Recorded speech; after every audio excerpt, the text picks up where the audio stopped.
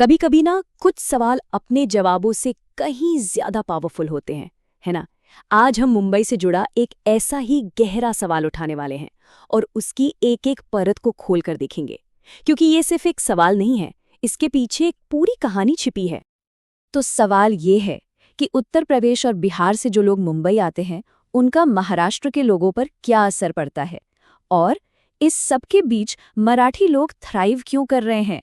अब पहली नजर में तो ये एकदम सीधा सा सवाल लग सकता है, लेकिन जरा रुकिए, इस एक सवाल में ना दो बिल्कुल अलग और बड़े ही इंटरेस्टिंग हिस्से छिपे हैं। चलिए इन्हें एक एक करके समझते हैं। तो रेडी हैं इस सवाल की, कह सकते हैं एक तरह से चीर फाड़ करने के लिए। सबसे पहले हम इसको दो हिस्सों में तोड़ेंगे ताकि इसकी जो असली गहराई है ना, उस तक पहुंच सकें। चलिए शुरुआत करते हैं पहले हिस्से से, और उसमें भी सबसे पहले उस एक शब्द को पकड़ते हैं जो इस पूरे सवाल की जान है, इम्पैक्ट, यानी प्रभाव। आखिर ये माइग्रेशन का प्रभाव होता क्या है? तो अब बात करते हैं इम्पैक्ट की, यानी प्रभाव। सुनने में तो बड़ा आम सा शब्द लगता है ना, रोज ही सुनते हैं। लेकिन जब हम इसको मुंबई जैसे बड़े शहर के कॉन्टेक्स्ट में देखते हैं ना, तो इसके मतलब कई निकल आते हैं। चलिए देखते हैं क्या क्या हो सकता है। अब देखिए, डिक्शनरी के हिसाब से तो इम्पैक्ट का सीधा सा मतलब है असर, सिंपल। लेकिन जब बात मुंबई की हो रही है तो सवाल ये उठता है कि भाई ये असर है कैसा, पॉजिटिव है, नेगेटिव है, या कुछ और ही है? क्या ये सिर्फ एक ही तरह का असर है? जरा सोचिए, क्या ये इम्पैक्ट इकोनॉमिक है, जैसे नौकरियों का कंपटीशन बढ़ गया, या फिर ये सोशल है, शहर के कल्चर पर, कम्युनिटी पर असर, या शायद इंफ्रास्ट्रक्चरल? सोच के देखिए, लोकल ट्रेनों की भीड़, घरों की कमी, और हाँ, पॉलिटिकल भी तो हो सकता है। रिप्रेजेंटेशन का पूरा खेल बदल सकता है। देखा, एक छोटा सा शब्द इम्पैक्ट, और उसके कितने अलग अलग पहलू हैं। अच्छा, अब हर कहानी में कुछ किरदार होते हैं, तो इस इम्पैक्ट वाली कहानी के मेन प्लेयर्स कौन है, मतलब कौन लोग हैं जो असर डाल रहे हैं, और वो कौन है जिन पर ये असर हो रहा है। चलिए इन सभी ग्रुप्स को आमने सामने रखते हैं। तो यहाँ तीन मेन ग्रुप हैं। एक तरफ हैं वो लोग जो यूपी और बिहार से एक बेहतर जिंदगी की उम्मीद में मुंबई आते हैं, यानी माइग्रेंट पॉपुलेशन। फिर है मुंबई शहर खुद, जो इन सब सपनों का सेंटर पॉइंट है। और तीसरे हैं यहाँ के लोकल लोग, यानी महाराष्ट्र के मराठी लोग। ठीक है, तो इम्पैक्ट वाला हिस्सा अपन ने देख लिया। अब आते हैं सवाल के दूसरे और सच कहूं तो सबसे ज्यादा चौंकाने वाले हिस्से पर। ये है थ्राइविंग, यानी फलने फूलने की पहेली। और ये हिस्सा डिस्कशन को एक बिल्कुल नए मोड़ पर ले जाता है।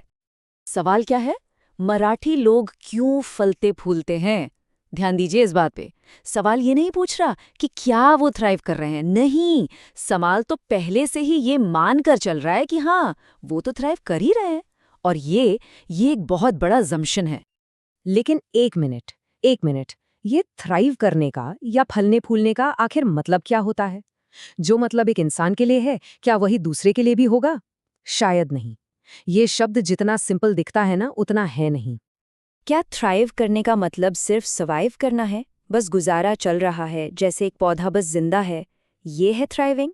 या फिर इसका मतलब ग्रोथ है, प्रोस्पेरिटी है, जैसे वही पौधा एक बड़ा फलदार पेड़ बन जाए?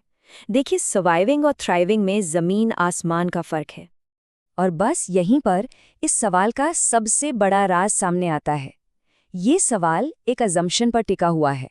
ये पहले से ही मान लेता है कि मराठी लोग वाकई थ्राइव कर रहे हैं, बिना कोई सबूत दिए, बिना कोई डेटा दिए। तो असल में ये सवाल के भेस में एक स्टेटमेंट है। तो अब हमारे पास दो पीसेस हैं इस पजल के, एक तरफ माइग्रेशन का इम्पैक्ट और दूसरी तरफ मराठी लोगों का थ्राइविंग।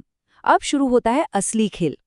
चलिए देखते हैं कि ये सवाल इन दोनों के बीच क्या कनेक्शन बनाने की कोशिश कर रहा है। देखिए, एक पल्ले में है यूपी बिहार से माइग्रेशन का इम्पैक्ट, और दूसरे पल्ले में है मराठी लोगों की ये सो कॉल्ड थ्राइविंग। सवाल इन दोनों चीजों को एक ही तराजू में तोल रहा है। तो सोचिए, क्या ये बस एक इत्तेफाक है कि इम्पैक्ट और थ्राइविंग को एक ही सेंटेंस में, एक ही सांस में जोड़ दिया गया है, या फिर सवाल इस तरफ इशारा कर रहा है कि इन दोनों के बीच कोई गहरा कनेक्शन है? मतलब क्या मराठी लोगों का थ्राइव करना इस माइग्रेशन का रिएक्शन है, या वो इस माइग्रेशन के बावजूद थ्राइव कर रहे हैं, या फिर ये दोनों बिल्कुल अलग अलग बातें हैं जिनका आपस में कोई लेना देना ही नहीं है? लेकिन जिस तरह से सवाल बनाया गया है उससे तो यही लगता है कि इनके बीच कोई ना कोई लिंक जरूर है। तो इस पूरी डिटेक्टिव वर्क के बाद अब वक्त है इस सवाल को एक बिल्कुल नए एंगल से देखने का। चलिए सारे डॉट्स को कनेक्ट करते हैं और देखते हैं कि क्या पिक्चर बनती है। तो हमने किया क्या, एक बार आइए रिकैप करते हैं। हमने सबसे पहले सवाल के दोनों हिस्सों को अलग किया, फिर हमने इम्पैक्ट शब्द के अलग अलग मतलब समझे, उसके बाद हमने थ्राइविंग के अजम्पशन पर सवाल उठाया, और आखिर में इन दोनों के बीच जो इम्प्लाइड कनेक्शन था उसको जांचने की कोशिश की। और इस पूरे प्रोसेस से एक बहुत बड़ी बात समझ आती है कि कभी-कभी ना जवाब ढूंढने से ज्यादा जरूरी होता है सवाल को ही ठीक से समझना, क्योंकि हर सवाल अपने अंदर कुछ ना कुछ अजम्पशंस, कुछ मान्यताएं लेकर ही आता है। तो आखिर में ये पूरी एनालिसिस हमें एक और बड़े सवाल पर लाकर खड़ा कर देती है। मुंबई की ये कहानी आखिर है क्या? ये एक कॉन्फ्लिक्ट, एक टकराव की कहानी है, या फिर एक कॉम्प्लेक्स कोएग्जिस्टेंस यानी एक जटिल सह अस्तित्व की? शायद इसका जवाब ढूंढने से भी ज्यादा जरूरी है सही सवाल पूछना।